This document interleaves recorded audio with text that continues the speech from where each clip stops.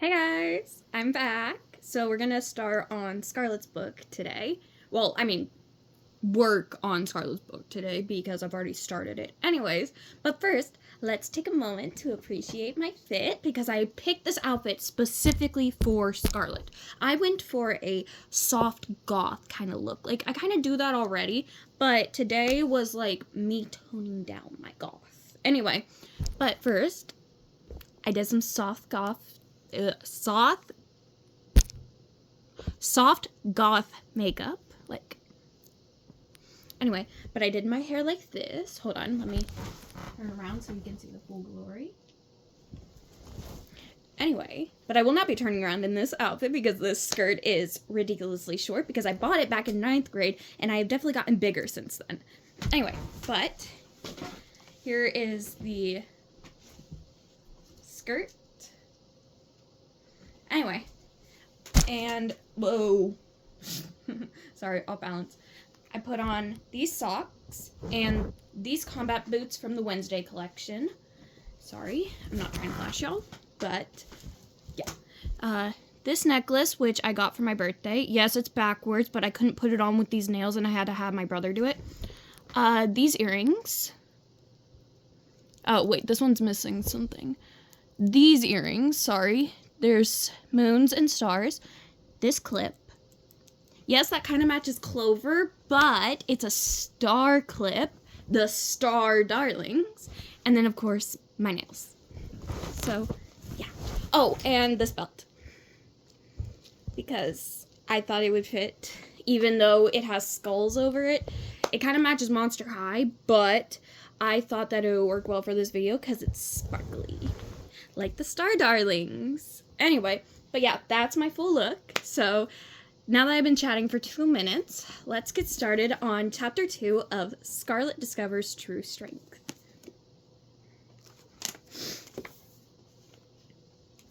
Okay, we're going to try and read without the glasses today. I know it's going to be a little bit difficult, but they kind of ruin the look that I'm going for, and I'm going for a Scarlet look, so.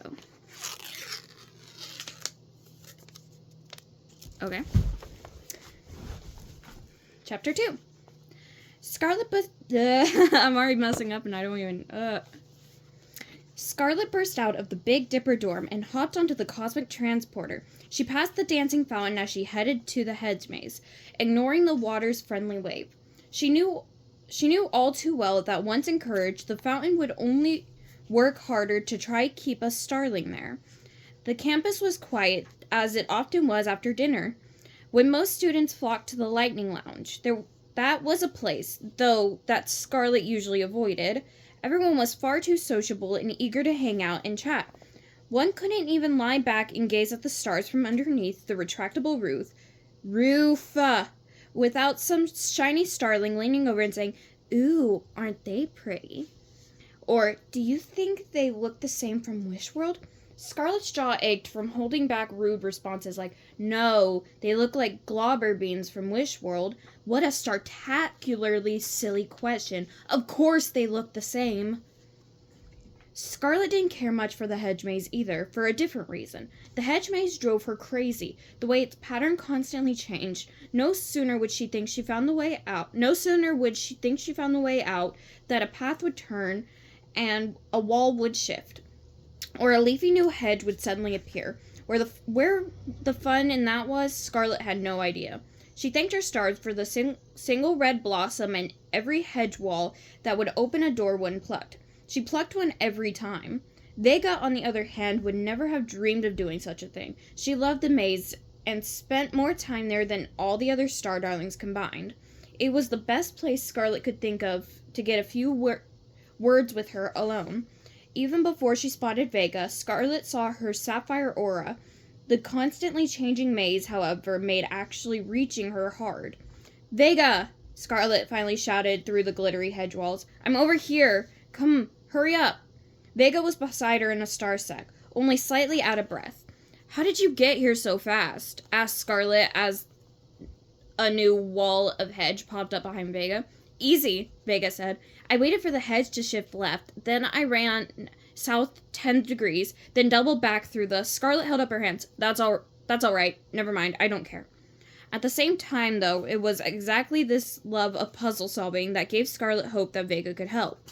See, so what did you want to talk about? Finally, it's good to see you, by the way. Where in the universe have you been? We've been worried about you for star days. So, did you want to hear about my mission? Vega smiled proudly, ignoring Scarlet's immediate snare. You'll be happy to know that, unlike Leona's, Vega sighed. Poor thing. Anyway, unlike Leona's mission, mine was a great success. Another power crystal collected. Not that I didn't have a little issue, but everyone does, it seems. I found my wisher fairly easy. It's the wish identifying that's so tricky. I know that they always tell us that, but you don't really know until you try. Luckily, Clover came down and helped me figure out in plenty of time. It was actually quite an interesting wish. She paused, finally noticing Scarlet's pained expression. Really, Vega? Do you really think I want to meet? Did you truly think I wanted to meet to hear all about a Star Darlings mission when I can't even go on one anymore? Scarlet shook her head, and her black hair swung back and forth across her eyes. I thought you were smarter than that. That's the last thing I want to talk about. Of course, said Vega. What was I thinking? Star apologies.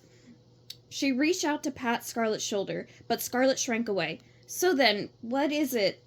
Oh, Vega nodded. It's the band. You want to come back? That's startastic, she clapped. We need you. We really do. Clover was filling in, but she couldn't take Leona anymore. Not that you should worry about her. Yes, she's mad that you dropped out, but she also knows what a starmendous drummer you are.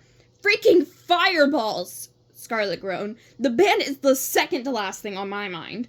Sure, she missed the band. Well, she missed playing the drums, but she definitely wasn't ready to go back to it, and she wasn't sure if she ever would be.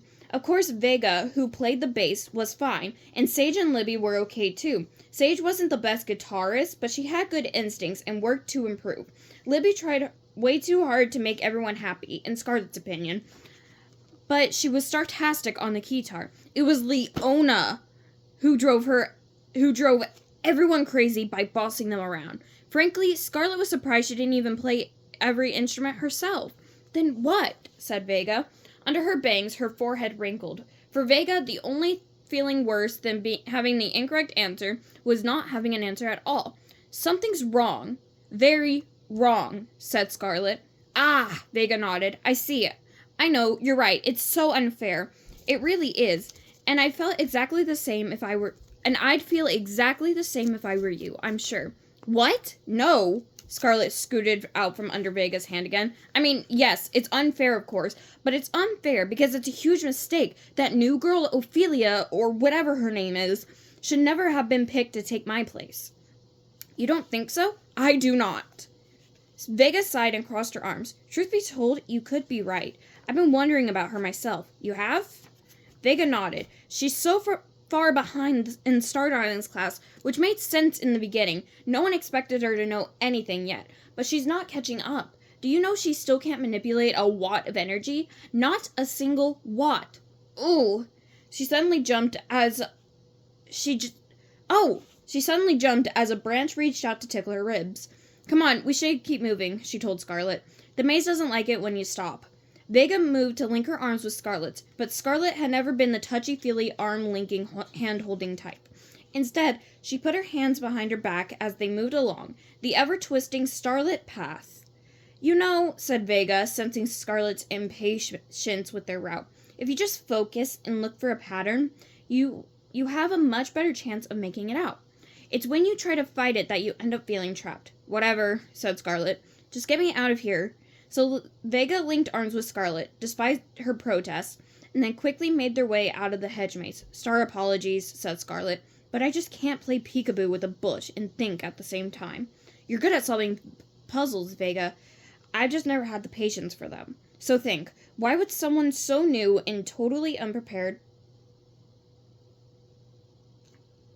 I lost a charm to my nails. God damn it. And totally unprepared to grant wishes be picked to take my place when my wish-granting potential's so starmendously high. Damn, there's not even a dent where the... Okay, I guess I'm gonna have to redo that now.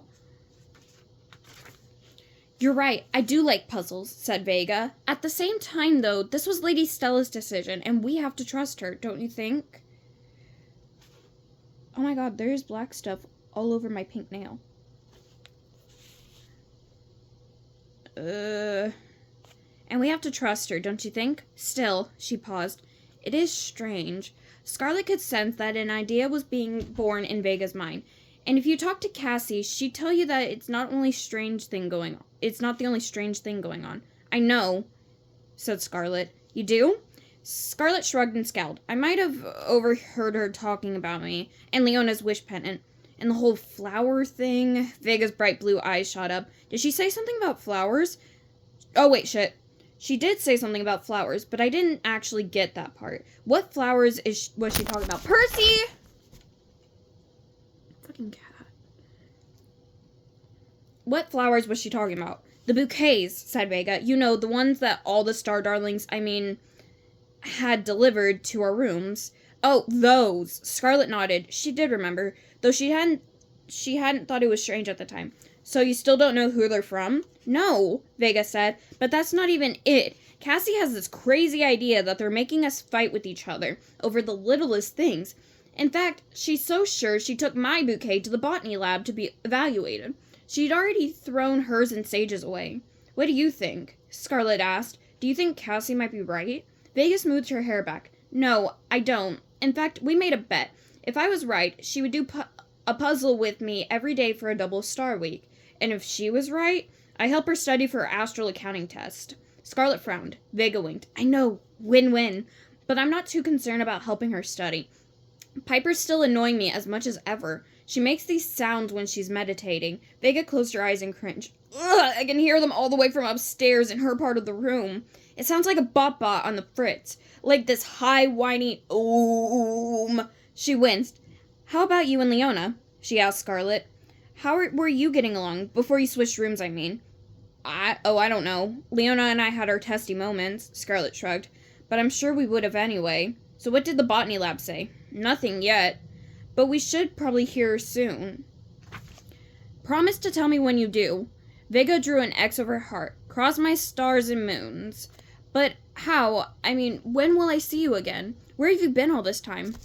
I've been around, said Scarlet vaguely. They gave me a new roommate. Her name's Mira. I don't know her, said Vega. Neither did I. Is she nice? She's fine, said Scarlet. We don't really know each other yet. She isn't around that much, and I pretty much stay in my loft all the time, so maybe we never will.